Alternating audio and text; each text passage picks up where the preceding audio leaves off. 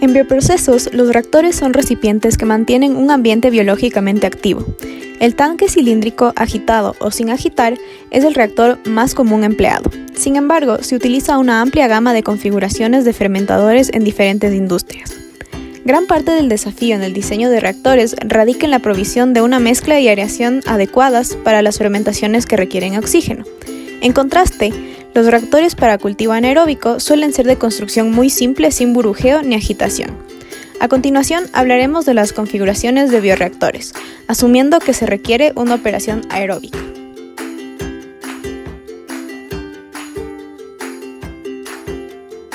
Para empezar, les hablaremos de los tanques agitados. Los fermentadores agitados se utilizan para reacciones enzimáticas libres de inmovilizados y para el cultivo de células. Para llevar a cabo estos procesos se deben tomar en cuenta varios aspectos durante el diseño de un bioreactor agitado con aireación, los cuales los veremos a continuación. En primer lugar, la mezcla y dispersión de burbujas se logra a través de la agitación mecánica interna, lo cual implica una entrada relativamente alta de energía por unidad de volumen. Existe una amplia variedad de tamaños y formas del impeller o rodete para producir diferentes patrones de flujo suficientes para dispersar todos los compuestos y lograr una concentración efectivamente homogénea dentro del bioreactor. También se emplean deflectores, que son placas largas y planas adheridas al interior del tanque y que sobresalen hacia adentro para mantener la turbulencia, favorecer el mezclado y reducir el vórtice. Típicamente solo del 70 al 80% del volumen de los reactores está lleno de líquido.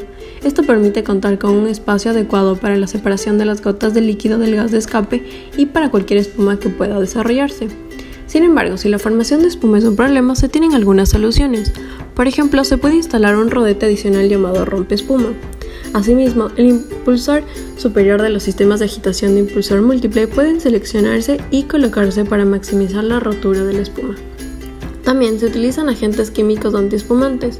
Sin embargo, debido a que estos reducen la velocidad de transferencia de oxígeno, se prefiere la dispersión mecánica de la espuma. Otra característica por considerar es la relación de aspecto del tanque agitado, el cual puede variar ampliamente. La forma menos costosa de construir tiene una relación de aspecto de aproximadamente 1.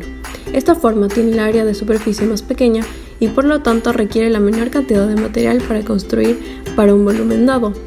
Sin embargo, cuando se requiere aireación, la relación de aspecto suele aumentar.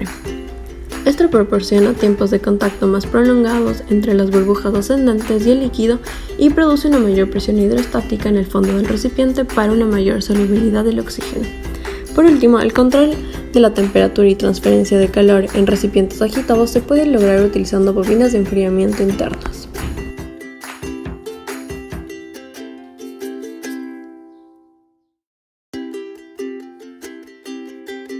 Como alternativa al reactor de tanque agitado, tenemos las columnas de burbujeo. Estas se caracterizan ya que la aireación y la mezcla del medio de cultivo no se llevan a cabo mediante métodos mecánicos, sino mediante burbujeo de gas a partir de un rociador. A comparación con el tanque agitado, una columna de burbujeo se caracteriza por ser estructuralmente simple. No posee ninguna estructura interna aparte del rociador, a excepción de los casos en los que la columna posee una gran altura, y es necesario colocar platos horizontales perforados para romper las coalescencias de burbujas que puedan llegar a formarse.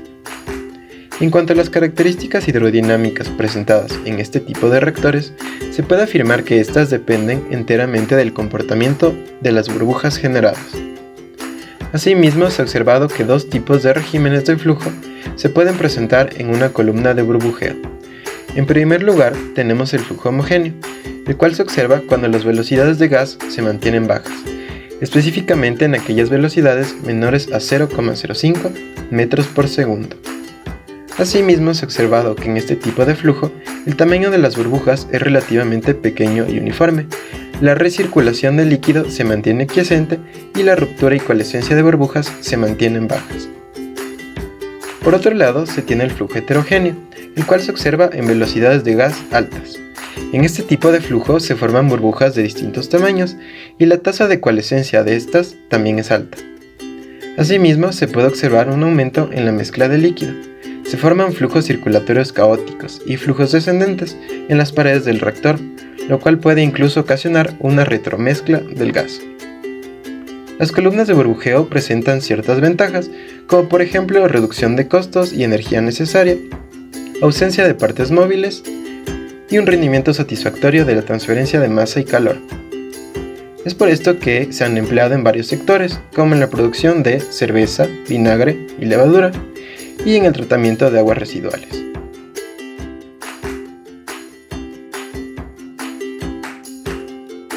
Los reactores Airlift realizan una mezcla sin necesidad de agitación mecánica. Se caracterizan por exhibir patrones de flujo de líquido más definidos en consecuencia de la separación física de las corrientes ascendentes y descendentes. El gas se burbujea solo en una parte de la sección transversal del recipiente llamada tubo ascendente.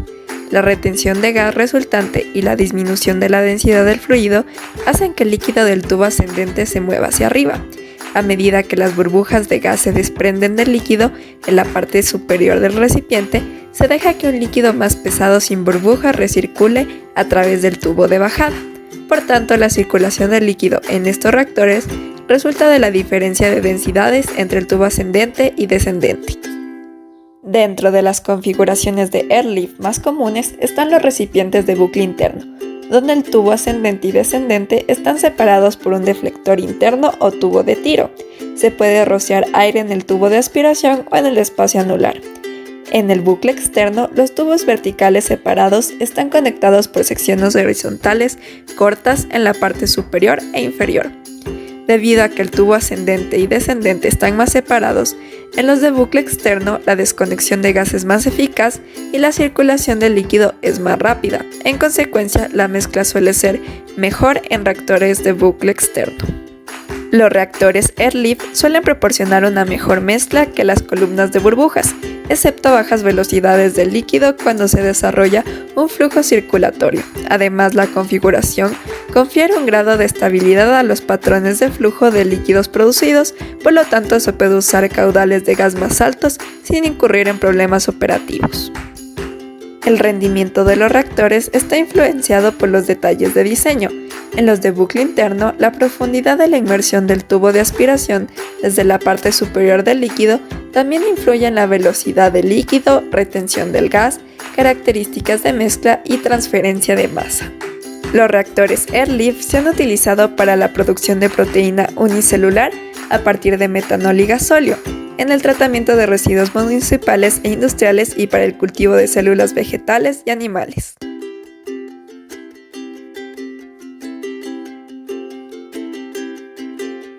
Si bien los tres tipos de reactores vistos pueden ser empleados para lograr una mezcla y transferencia de masa adecuadas en fluidos de baja viscosidad, existen diferencias importantes entre ellos a la hora de seleccionar un diseño para un proceso en particular. Por un lado, los reactores con agitación mecánica no son prácticos en volúmenes superiores a 500 metros cúbicos, pues la potencia necesaria para lograr una mezcla apropiada se vuelve extremadamente alta. Igualmente, son más convenientes para líquidos viscosos porque se puede introducir una mayor potencia mediante agitación mecánica. Por ende, en este tipo de reactores se genera mucho más calor y la eliminación de este por fricción podría ser un problema. Por el otro lado, los reactores accionados por aire, como la columna de burbujas, son ideales para cultivos medianos y de baja viscosidad, pues es una opción sencilla y barata de instalar y operar. Asimismo, ofrece una ventaja a la hora de eliminar el calor del sistema, ya que su simple estructura brinda un mayor rendimiento.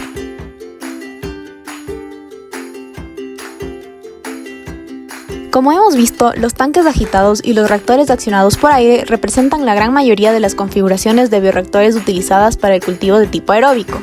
Cada tipo de reactor tiene sus beneficios y desventajas para procesos específicos y debe elegirse tomando en cuenta factores como la viscosidad de la mezcla y transferencia de calor. Sin embargo, se pueden usar otras configuraciones de reactor en procesos particulares.